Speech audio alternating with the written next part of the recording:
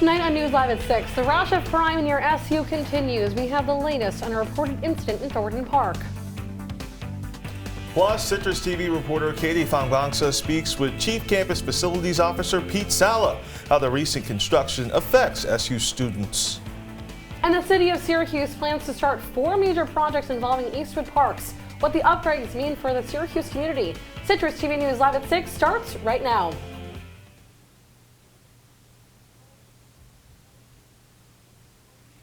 This is CitrusTV News Live at 6, your campus news leader. Amid a rise in reported burglaries near off-campus neighborhoods, SPD is now investigating an alleged sexual assault. Good evening, everyone. I'm Chilekasi, Adele. And I'm Nicole Aponte. Thanks for joining us tonight. New at 6, DPS says the Syracuse Police Department is investigating an alleged sexual assault in Thornton Park last night. The reported incident happened around 8:30 yesterday near the park's amphitheater. The suspect is described as a 40-year-old male wearing a black sweatshirt and a ski mask. The report filed with the department says the suspect approached and grabbed a student, telling the student not to scream because he had a weapon. The suspect allegedly forcibly touched the student before leaving the scene. DPS says it and SPD are collaborating on this case. The department is asking anyone who witnessed the incident to contact the Syracuse Police Department. 10 SU students and alumni were named recipients of awards through the Fulbright U.S. Student Program. The Fulbright program funds a range of awards, including English teaching assistantships and research grants in over 140 countries. The 10 students from SU are spread across 4 colleges on campus, including Arts and Sciences, Maxwell, Newhouse, and Falk. As part of National Student Employment Week, CuseWorks presented Graduate and Undergraduate Student of the Year Awards. Joshua Davidoff, graduate class of 2022, won the award for Graduate Student Employee of the Year working at the Institutional Effectiveness and Assessment Office. Tony Rasciuto, undergraduate class of 22, won the Undergraduate Student Employee of the Year working at the Institute for Veterans and Military Families. Construction is continuing on campus as the semester wraps up. CitrusTV reporter Katie Fongvongsa followed up with Chief Facilities Officer Pete Sala about what projects are most important this summer. Katie. As construction begins all over campus, accessibility, updating classrooms, and giving space back are some of the major goals that Pete Sala, the Vice President and Chief Facilities Officer, addresses. As we spoke to Sala, another part of these renovations includes these steps. Sala says this will simplify this sidewalk and provide unity. It currently poses a hazard and will be level by the end of its construction. Right, so we have a big project, utility project, and some work going on between Shine and Newhouse this summer. We're going to fix those terrible sidewalks, and I'm removing all the stairs at both the top and the bottom of that to, the term ableism, that's the ultimate ableism space there where, if you're able, you walk the stairs. If you're not, you take the path. Now there will be no stairs, so everybody will be walking together as one, and how it should be on this campus. In the decisions of what buildings get renovated, there are 5- and 10-year plans and feasibility requests for the different colleges. Sala told us that the allocation of which buildings are based on update needs. How do you backfill all that? So we did a study, a space study of every single college of what their needs were, and that's how, with the academic plan, is how we're backfilling these buildings and backfilling the space that was empty, and it's gone really well. He mentioned that the Shine patio, which is often heavily populated, is one of their successes. What happens behind the scenes with utilities and visible changes, Sala and his team look forward to hearing and seeing positive reactions. Katie Fongvongsa, CitrusTV News. Thank you, Katie. Now, if Sala needs any help planning those projects, he can ask these 2 fifth-year architecture students who have been named to the Metropolis Magazine Future 100 list.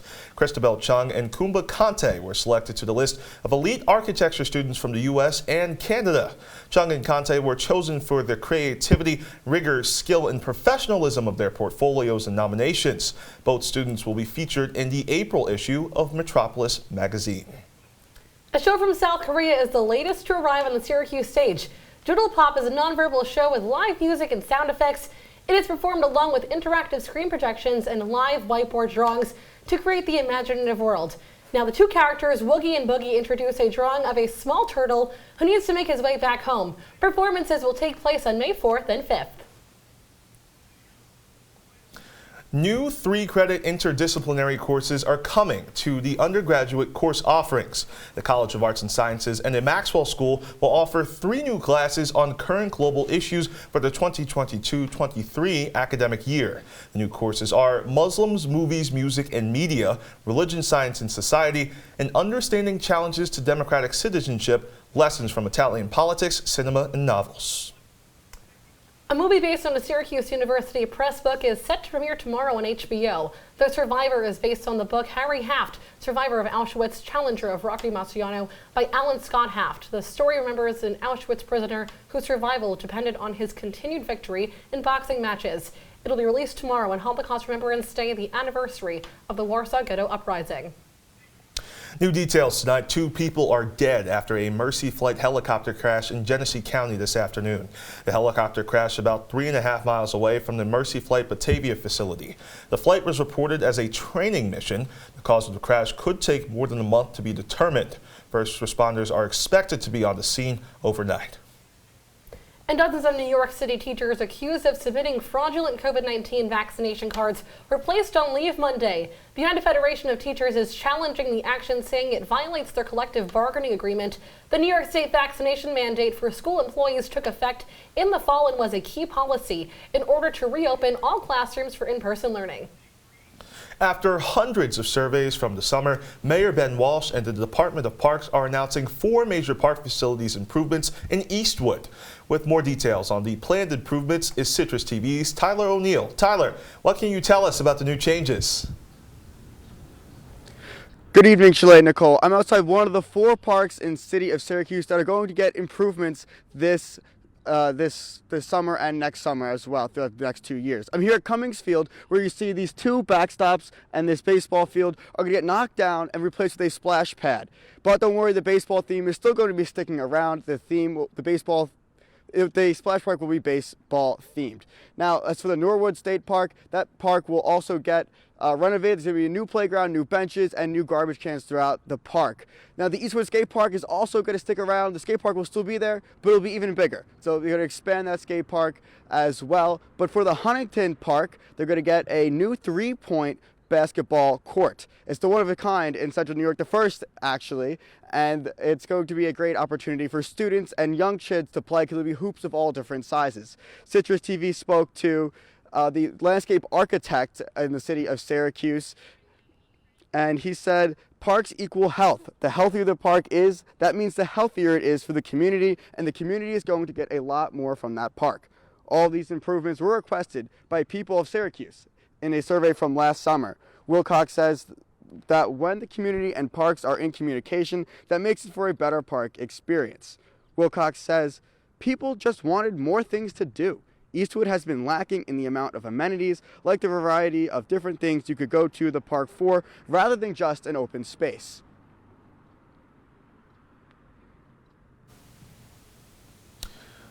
So Tyler, parks are an integral part of communities, but will it come at the cost of the taxpayer?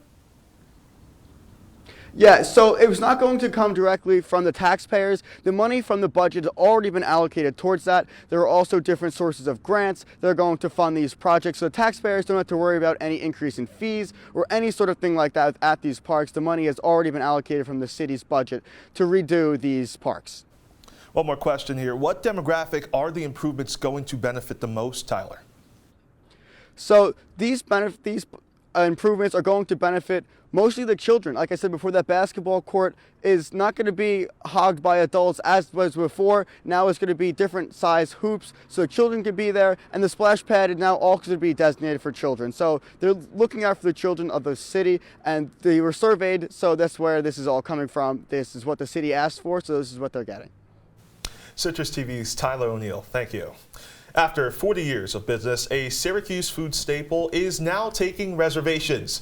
Postabilities announced Monday that it will take a limited number of reservations via the Open Table app. Customers will be able to make a reservation for as many as 12 people up to 3 months in advance. And if you're an SU student from Long Island, you may soon be able to transport a piece of upstate New York downstate. Wegmans is opening its first store on the island in Lake Grove. This is the third New York City area location in the works after a Manhattan location was announced last year with plans to open in 2023. Wegmans already has one area store in Brooklyn, which opened in 2019. Chile, so exciting. I'm from Long Island. I need the weather to be nice, though, for me to go to this Wegmans. Have you never had a Wegmans in your back before? Never. That's a Never. travesty. How sad is that, right? That's an absolute Like the travesty. first time I experienced Wegmans was up here. Wow. Jeez. Well, Bradley Hoppenstein, what's going on with the weather? So the weather today, guys, it was not what we saw yesterday and Sunday. Pretty gray skies today. Right now, it's 51 degrees, cloud cover all around. Lighter winds, though, 6-mile-per-hour winds.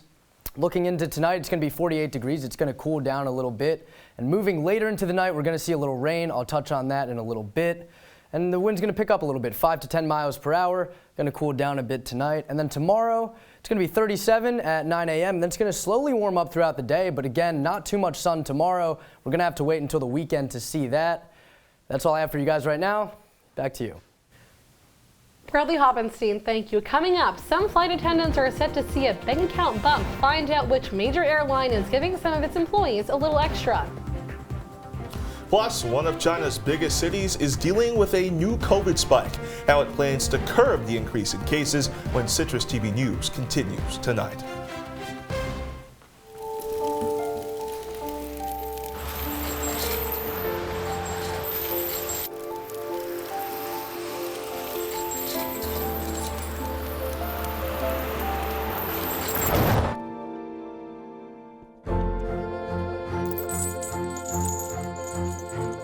Did you know dragging chains can spark a wildfire? Only you can prevent wildfires. The black truck? Hey, Christina from accounting. Yeah, hi. Hey, I used to date a girl named Christina. Oh, really? Yeah, and then she dumped me for my best friend. You want to see some photos of them that I took? I don't. I thought we talked about this, buddy. Buzz and overshared again? Yeah. Yeah. I'm gonna call a car. That's a smart idea. But yeah, I know, that's why I did it. Hey, you're gonna get back to the top of the mountain. Does that mean I'm gonna get back with Christina? No. Oh. No. Jason, let's go see your room.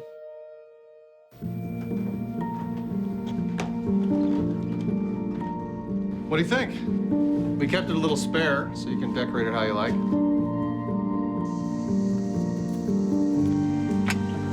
Dinner. Go.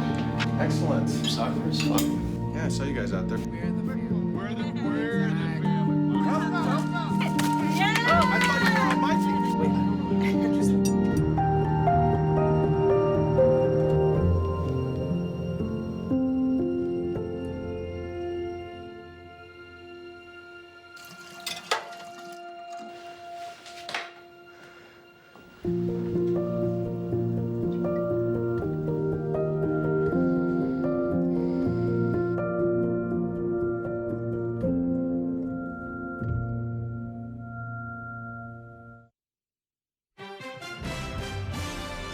Now back to Citrus TV News Live at 6 with Chilekasi Adele, Nicole Aponte, Jesse Cook, Tyler O'Neill,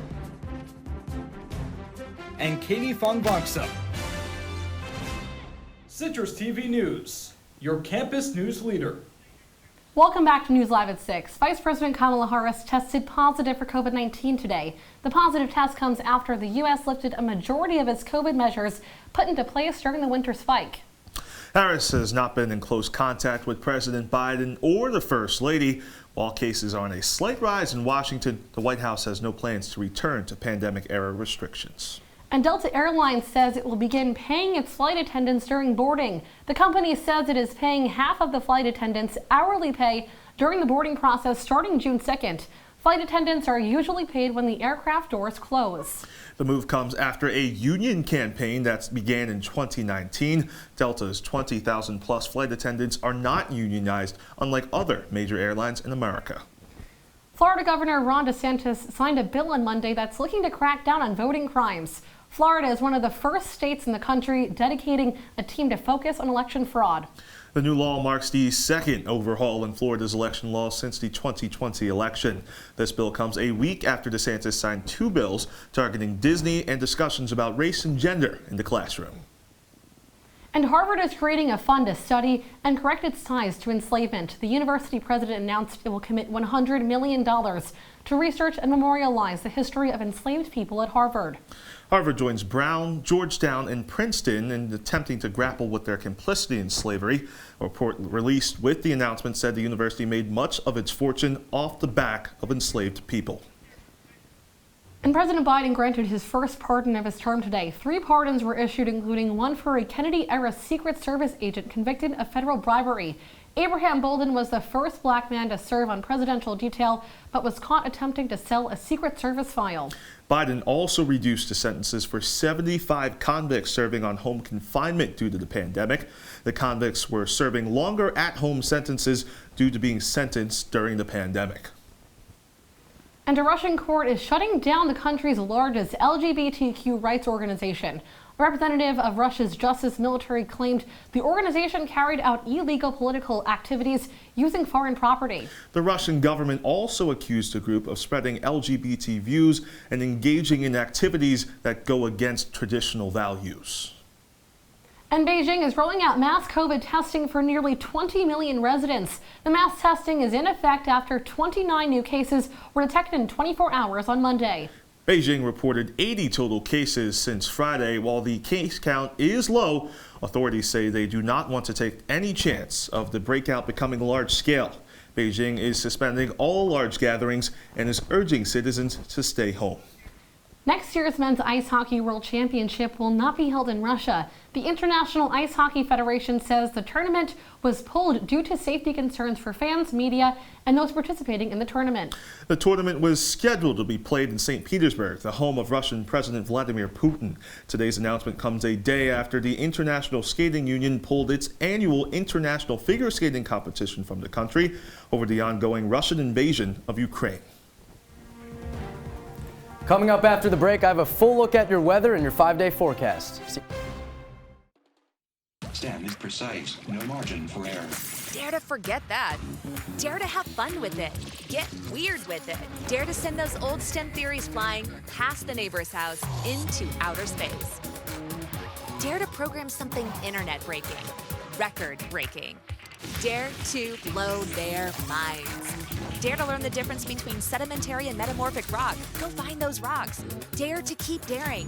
Dare to STEM. Check out She Can STEM to get started.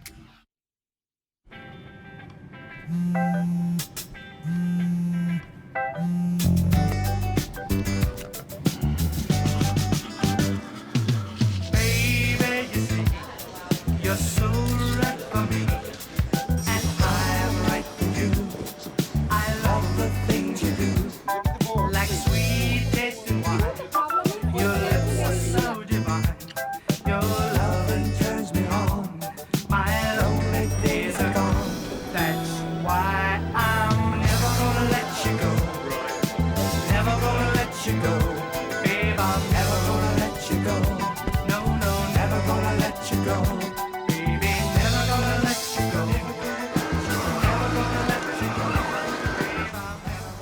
Here you go.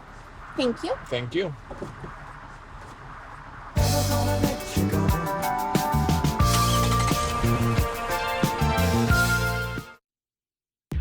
From the CitrusTV Weather Center, this is SU's most accurate weather forecast.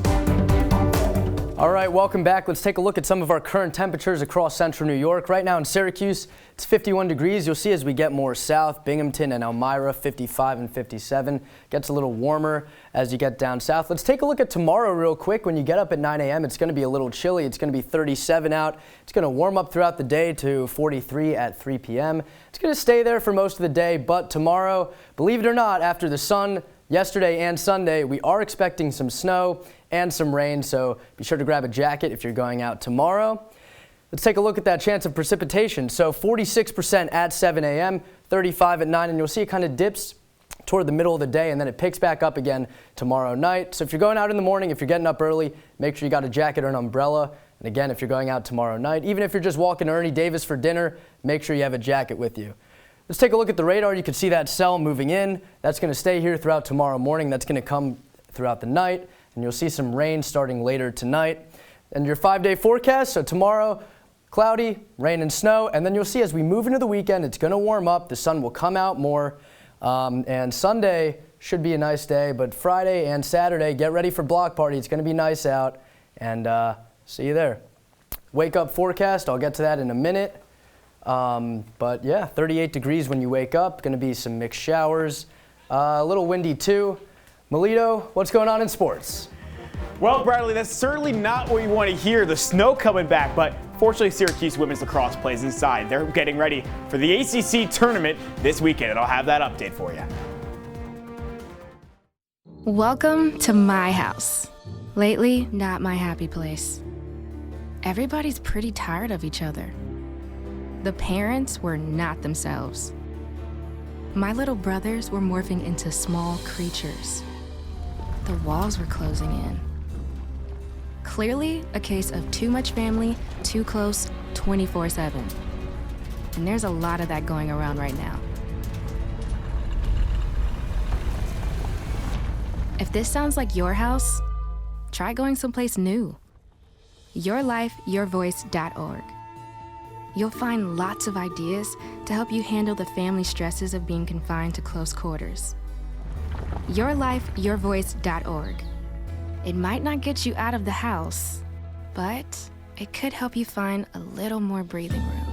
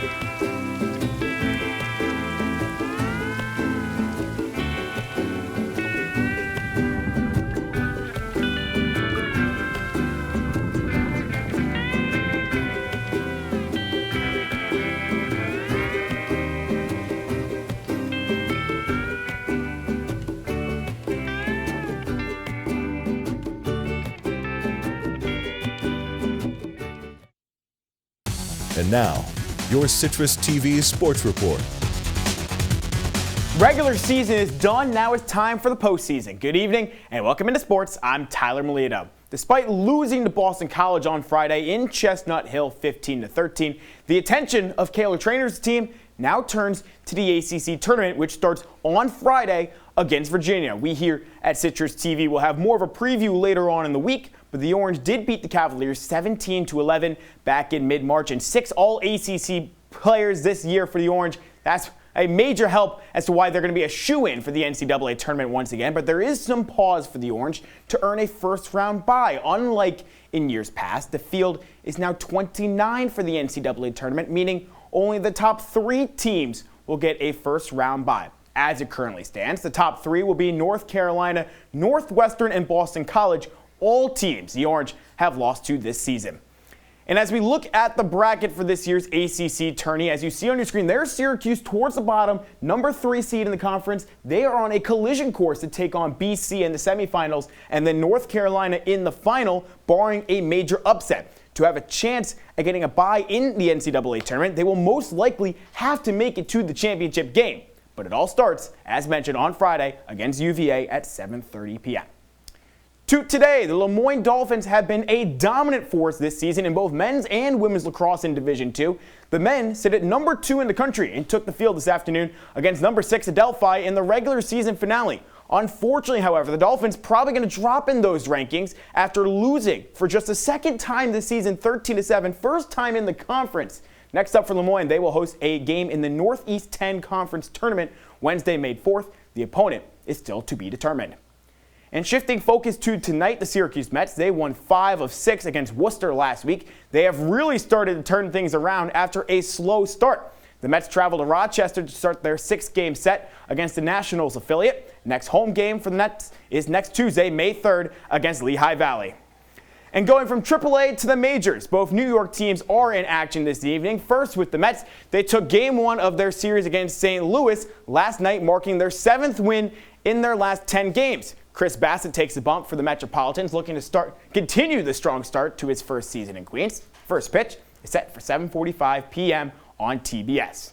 And closing things out tonight, the Yankees continue their 6-game homestand against one of their in-division foes, Baltimore. New York is coming off a great weekend series against the Guardians, winning all 3 matchups, despite some tempers flaring between fans and Guardians players Saturday afternoon. If you remember, though, the Orioles took 2 out of 3 against New York in Baltimore earlier this month. Luis Severino gets a start for the Yanks. First pitch, 7:05 on the YES Network. That does it for me. Nicole and Chile, back to you at the desk. Charlie Melito, thank you. When we come back, Bradley Hoppenstein has one last look at your weather. Stay with us. Did you hear about the pony with a sore throat? He was a little horse. Can I tell you a cat joke? Just kidding. Why couldn't the Why was the basketball court all wet? Why? Because the players kept dribbling all over it. Where do cats go on vacation? New York.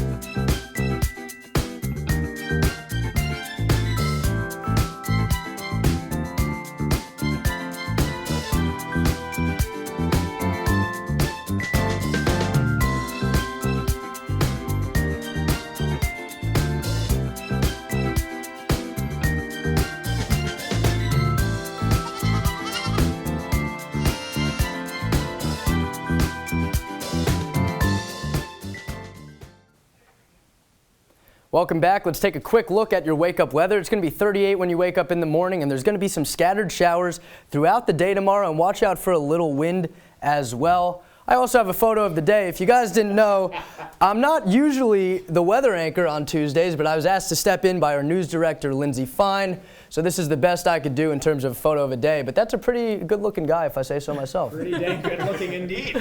That's a great photo, Bradley. Well, it's food truck season here in central New York. Food trucks have started making their rounds since warmer weather has slightly returned. The season's first food truck takeover starts tomorrow at the Great Northern Mall in Clay from 4 to 8 p.m. Trucks will participate every Wednesday until mid-October. What's the ideal food you would see in a food truck? I need everyone's answer. Halal. Ideal food. Halal, what's yours? Pizza. Pizza, what's yours? Philly cheese food truck. I feel like I am so out of place here. I don't know.